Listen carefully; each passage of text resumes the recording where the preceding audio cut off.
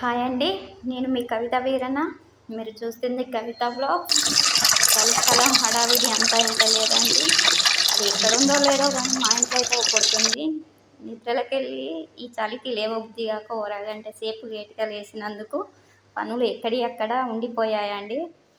ఏం వండాలో అర్థం కాక ఈజీగా అయ్యే ఎగ్గు టమాటా చేస్తున్నాను. ముందు రోజు అనుకున్న ప్లాన్ వేరే వేరే కూర అనుకున్నాను, కానీ టైం లేనందున ఎగ్ టమాటా చేస్తున్నాను. ఓ పక్క చేస్తున్నా కూడా వ్యాన్ మిస్ అవుతుంది మమ్మీ అని నా పిల్లలు ఒకటే అరుపు.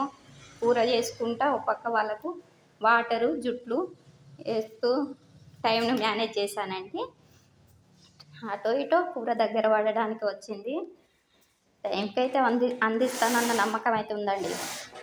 అయినా కూడా ఆడవాళ్ళు లేట్గా లేస్తే ఇంత ఉంటుందని నాకు తెలియదండి. వ్యాన్ వచ్చిందండి, వెళ్తున్నాను. బాయ్.